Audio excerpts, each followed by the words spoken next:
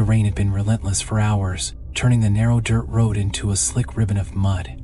My truck had long since given up the fight, sputtering to a stop near the entrance to the abandoned mine. The faded sign above the rusted gates read, "Larkspur Mine, closed indefinitely," with a smaller, more ominous sign beneath it. "If you hear Warning Sirens Sound, immediately leave the area." I hadn't planned to stop. My goal had been to push through the storm and make it to the next town, but the sudden breakdown left me with little choice. My phone had no signal, and the nearest civilization was miles away. The mine offered a sliver of shelter, its yawning entrance disappearing into darkness. As the storm thundered overhead, I grabbed my flashlight and stepped inside, the sound of rain fading behind me. The air inside was cool and damp, carrying the metallic tang of long-abandoned machinery. The flashlight beam danced across the craggy walls, catching the remnants of the mine's past: twisted rails, rusted tools, and an overturned cart. A broken lantern hung on a hook, its glass shattered and its wick long gone. The further I looked, the more it felt like the workers had left in a hurry, abandoning their tools and carts mid-shift. I told myself they was temporary, just a place to wait out the storm until morning, but there was an unease here, a weight pressing down on my chest, a sensation that I was unwelcome. I set up my makeshift camp near the entrance, laying out my rain-soaked jacket to dry. The flashlight's narrow beam created more shadows than it banished, and every creak of the mine's ancient timbers set my teeth on edge.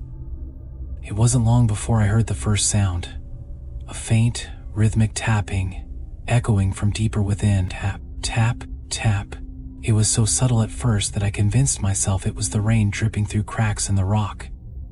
But as the minutes ticked by, the sound grew more distinct, more deliberate. I called out, my voice thin and trembling, but there was no response. The air grew colder, and I could feel the sweat on the back of my neck chilling me to the bone. I started to wonder if I was really alone. Scary. Hot, freaking scary. Scary. I shone the flashlight down the tunnel, its beam swallowed by the blackness. "Hello?" I tried again. The word echoed back, distorted, as though the mine itself was mocking me. The tapping stopped. For a moment, there was only the distant rumble of thunder and the steady drip of water. Then came a new sound, a faint whisper, just on the edge of hearing.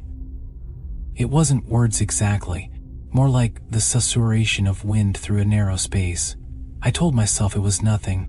I'd wait out the storm and leave first thing in the morning. But sleep did not come easily. I lay awake for hours, listening to the occasional drip of water, the low groan of the wind, and something else. A sound like breathing, faint and measured, just beyond the reach of my flashlight. My mind raced with explanations, each one more unsettling than the last. Exhaustion finally won out, but I didn't realize I'd fallen asleep until I woke to the sound of the siren. It was low and mournful, a wailing that seemed to rise from the very walls of the mine. My heart slammed in my chest as I scrambled to my feet, disoriented and panicked. The warning. If you hear Warning Sirens Sound, immediately leave the area. But I didn't move. Something in the sound rooted me to the spot, a deep, primal fear that told me to stay quiet, to stay hidden. My flashlight flickered, then died, plunging me into darkness. I fumbled for the spare batteries in my bag, hands shaking as the siren's wail rose and fell like a sickening heartbeat. As I worked to replace the batteries, I heard it. The tapping again, louder this time and closer. It was joined by a scraping sound as though something sharp was being dragged along the tunnel floor. The whispers returned, louder, insistent.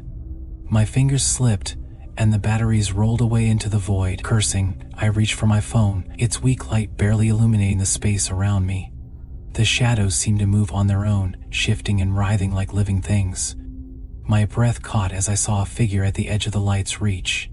A vague, humanoid shape that dissolved the moment I focused on it.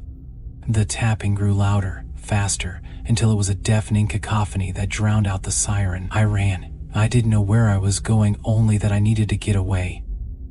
The tunnel twisted and turned, the walls closing in as I stumbled over debris. The sound followed me, the whispers now a chorus of voices, pleading, mocking, warning. My phone's battery drained quickly, the screen dimming with every step. It felt like the mine was alive, twisting and reshaping itself to keep me lost within its depths. And then the light failed entirely. I froze, listening. The air was heavy, oppressive, carrying a faint, acrid smell that burned my throat. The siren had stopped, leaving only the sound of my ragged breathing and the relentless tapping. It was close now, impossibly close. I could feel its presence, a suffocating weight pressing down on my chest.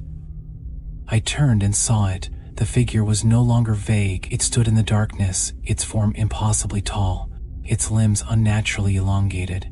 Its face, if it could be called a face, was a pale, featureless oval, broken only by a wide, jagged mouth. It moved toward me with an unnatural gait, its long fingers scraping the walls as it advanced. I screamed and ran again, deeper into the mine. My lungs burned, my legs ached, but I couldn't stop. The whispers were deafening now, filling my head with incoherent words that made my thoughts feel like sand slipping through my fingers. And then I tripped. I fell hard, my head striking the ground. Stars exploded in my vision, and for a moment I was too stunned to move. When I looked up, the figure was standing over me, its jagged mouth stretching into an impossible grin.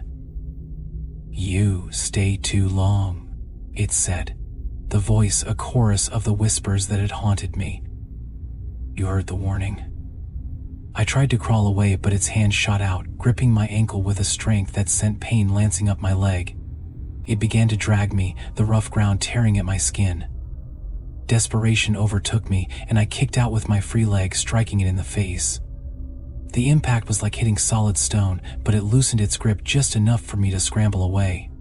I ran blindly, the darkness swallowing me whole. My hands found the wall, and I followed it, praying it would lead me to the exit. The whispers and tapping faded, replaced by the sound of my own heartbeat thundering in my ears, but the mine wasn't done with me yet.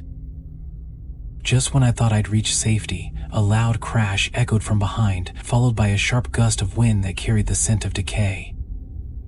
The walls seemed to tremble as I pushed forward, the dim light ahead flickering like a mirage. My legs screamed in protest, but I refused to slow down. The light grew brighter, and with it came a surge of hope. I could feel the cool rain again, hear the distant rumble of thunder. But then, just as I was about to step into the open air, the siren blared again, louder than before, drowning out every other sound. I froze, the hairs on my neck standing on end.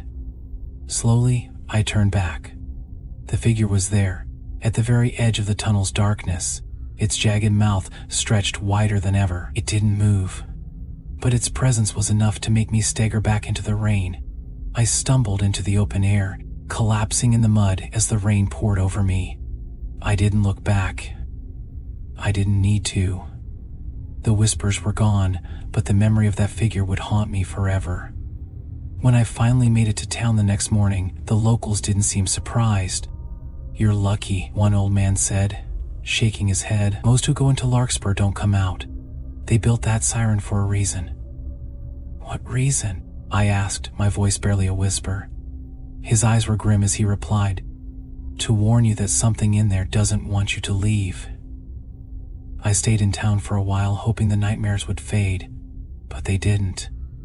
Each night, I heard the whispers again, felt a tapping echo in my chest, and every now and then, in the corner of my vision, I saw a shadow move just a little too quickly. I'd never gone back to the mine, but somehow, I knew it hadn't let me go. No matter how far I ran, I could feel its pull, a reminder that the mine's darkness had claimed a part of me. The townspeople gave knowing glances, a wordless acknowledgement that escape wasn't truly possible. I had survived, yes, but the mine had marked me, and late at night, when the wind howled and the shadows crept closer, I realized the mine's warning wasn't just for those entering. It was for those it refused to release.